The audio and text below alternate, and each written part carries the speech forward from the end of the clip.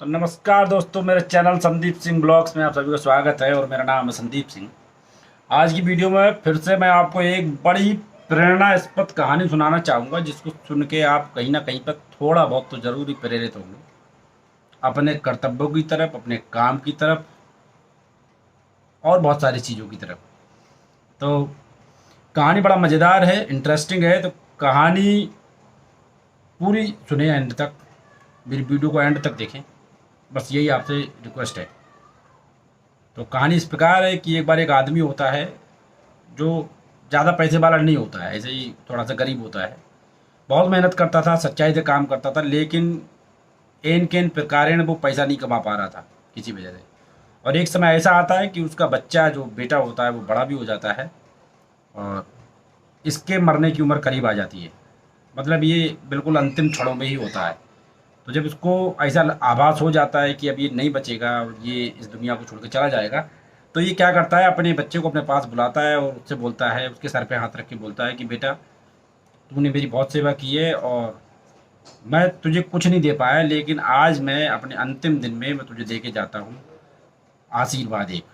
और वो आशीर्वाद ये है कि तू जो भी काम सच्चे मन से लगन से करेगा उसमें कभी फेल नहीं होगा, ऐसा मेरा आशीर्वाद है। ऐसे समझ ले, वो जो भी काम तू करेगा उसको ऐसे समझ ले, ऐसा लगेगा कि इसे भगवान कर रहा है। तो बच्चा बोलता है, पिताजी आप ऐसी बातें मत करो, अभी आपके जाने का टाइम नहीं है। लेकिन पिताजी बोलते हैं कि नहीं नहीं, मेरा हो गया टाइम। तो इतना वो बोलते हैं, उसके कुछ समय बाद वो, मतलब उसी दिन, स्वर्ग सिधार जाते हैं और उनका अंतिम संस्कार किया जाता है। बेटा बड़ा दुखी मन से अंतिम संस्कार करता है, लेकिन बेटे के दिमाग में ये बातें चल रही थी कि पिताजी ने मुझे एक आशीर्वाद दिया है कि तू मिट्टी को भी छुएगा तो सोना बन जाएगा। सच्चे मन से जो भी काम करेगा वो काम होगा, तुझे कभी भी कहीं भी कोई घाटा नहीं होगा। बस अंतिम संस्कार करने के बाद में सारे क्रियाकलाप जब हो जाते हैं, उसके बाद में जब बेटा काम चालू करता है, तो जो भी काम वो करे, छोटे से स्टार्ट करता था, उसका काम बड़ा हो जाता था। एक समय ऐसा आ जाता है कि वो बहुत बड़ा आदमी बन जाता है। मतलब इलाके में उसके जैसा कोई अमीर आदमी नहीं होता है। तो काफ़ी टाइम जब हो जाता है तो उसको लगता है कि पिताजी मुझे आशीर्वाद दे के गए थे और उनके आशीर्वाद से मैं अमीर आदमी बनता जा रहा हूँ। तो वो सोचता है कि अब मैं एक बार कुछ ऐसा काम करके देखता हूँ कि जिसमें मुझे नुकसान हो, क्योंकि आज तक इसको कोई नुकसान नहीं हो रहा था। तो वो सोचता है कि ऐसा कुछ काम करके देखता हूँ जिसमें मुझे नुकसान हो, और नुकसान हो ऐसा क्या काम हो, इसके लिए वो अपने एक दोस्त से पूछता है। तो कुछ जो दोस्त होते हैं वो चिढ़ने भी लगते हैं इससे, क्योंकि इसके पास बहुत पैसा आ जाता है। तो एक दोस्त होता है, उसको पूरी बात बताता है कि भाई मुझे कभी किसी चीज़ में नुकसान नहीं होता है, कुछ ऐसा मुझे तू वो बता, काम जिसमें मैं करूं और मुझे नुकसान हो। तो बोलता है एक काम कर, तू लौंग ले जा और जंजीबार में बेच जाके। जंजीबार एक जगह है जहाँ पर लौंग ही बनती है, लौंग ही पैदा होती है। वहाँ पर 10 रुपये में आपको बहुत सारी लौंग मिल जाएगी। मतलब जिस जगह पे जो चीज़ पैदा हो रही है वहाँ तो लौंग की क्या औकात है। तो वो जंजी, जैसे ईरान इराक में पेट्रोल की क्या औकात है, डीजल की क्या औकात है, ऐसा है। तो वो जंजीबार में बोलता है तू यहाँ से लौंग खरीद, भारत से और बाकी देशों से जहाँ से भी खरीदनी खरीद, और इसको जंजीबार में ले जाके बेच। तो ये बात मान लेता है, बोलता देखता हूँ नुकसान होता है कि नहीं होता। अब ये क्या करता है, लौंग खरीदता है भारत से और जंजीबार लेके चल देता है। तो ये बात काफ़ी समय पहले की है, अभी की नहीं है। तो ये जब जंजीबार पहुंच जाता है तो जंजीबार के तट पे ही उतरता है, तो वहाँ का जो नवाब होता है, सम्राट होता है, सुल्तान होता है, वो आ जाता है अपने सैनिकों के साथ में। और जब इसको मिलता है तो उससे पूछता है कि भाई तुम कौन हो, तुम बोला ऐसे ऐसे भारत से आए हैं और व्यापार करने आए हैं।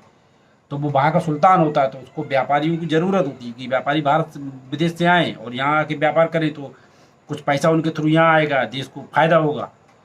तो वो बड़ा प्यार मोहब्बत से बात करता है, उनकी बातचीत होती है। तो बोलता है तुम क्या करने आए हो। तो बोलता है पहले महाराज मैं बताऊंगा, लेकिन आप बताओ आप क्या करने आए हो। तो बोलता है ऐसा है, मेरे पिताजी ने मुझको एक अंगूठी दी थी, जो हमारी पुश्तैनी अंगूठी थी, वो खो गई है।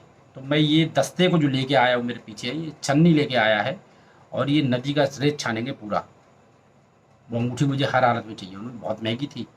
उन्हें अंगूठी महंगी थी या सस्ती थी इससे लेना देना नहीं है, अंगूठी मेरे पूर्वजों का, मेरे पुरखों का आशीर्वाद थी। और मैं उसको, वो मेरे दिल के बहुत करीब थी, मैं उसको नहीं खो सकता। मुझे ऐसा लगता है अगर वो अंगूठी मैंने खो दी तो मैंने अपने पूर्वजों को नाराज़ कर दिया, इसलिए मैं अंगूठी ढूंढ के ही जाऊंगा। तो वो बोलता अच्छा तुम बताओ तुम कैसे आए हो? बोले, महाराज मैं यहाँ पर ना लौंग बेचने आया हूँ। जैसा आपको अपने पिताजी का आशीर्वाद मिला हुआ है, ऐसी मुझे अंगूठी के रूप में, ऐसी मुझे मेरे पिताजी का आशीर्वाद मिला हुआ है कि मैं कोई भी धंधा करूँगा, मुझे कभी घाटा होगा ही नहीं। बस मिट्टी को हाथ लगाऊंगा तो मिट्टी सोना बन जाएगी।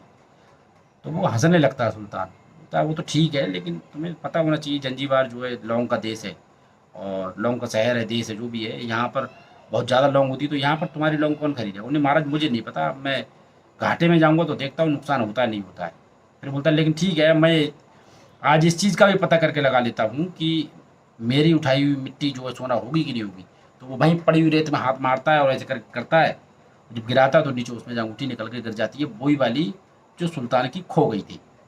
सुल्तान की जब अंगूठी वो मिल जाती तो सुल्तान गदगद हो जाता है, भावुक हो जाता है और बड़ा खुश होता है कि इसके बाप के आशीर्वाद में कुछ तो दम है कि इसने रेत में वो हाथ डाला और अंगूठी उसी मुट्ठी में आई।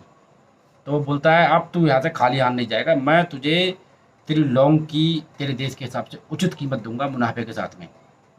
तो यही कहानी थी। बाद में वो सुल्तान उसको लौंग की कीमत देता है और वो एक दूसरे के मित्र के वहाँ से वापस लौटते हैं। वो अपने देश लौट जाता है और वो तट से ही वापस चला आता है।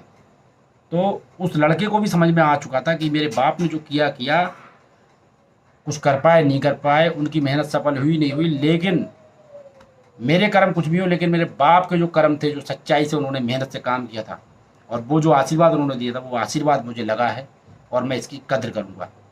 तो कभी कभी आपके पास में कुछ स्पेशल एबिलिटी हो तो उसकी आपको कद्र करनी चाहिए और उसको ऐसे जाया नहीं जाने देना चाहिए। और अपने बुजुर्गों का आशीर्वाद हमेशा आपको अपने साथ रखना चाहिए। इस कहानी से ये भी शिक्षा मिलती है, अपने बुजुर्गों को हमेशा खुद रखें, कभी भी उनको नाराज़ ना करें, क्योंकि वो आशीर्वाद तो मुंह से देखते हैं, लेकिन कभी भी कोई बुजुर्ग अपने बच्चे को बद्दुआ नहीं देता है, लेकिन बद्दुआ उसकी आत्मा से लग जाती है कई बार। तो कभी भी अपने बुजुर्गों को परेशान ना करें। बस यही मेरी कहानी थी आज की, यही मेरी सीख थी, और हम मिलेंगे किसी अगली और मज़ेदार वीडियो में। तब तक के लिए राम राम, सलाम, प्रणाम, सत श्री अकाल, केमचो, खड़ीगम्बा, भारत माता की जय, जय हिंद, जय भारत, वंदे मातरम, जय हो। आप देख सकते हैं मेरा एक कम हो रहा है, पहले बहुत ज़्यादा था ना। ख़त्म कर दूंगा मैं इसको। चलिए ठीक है, जय हो।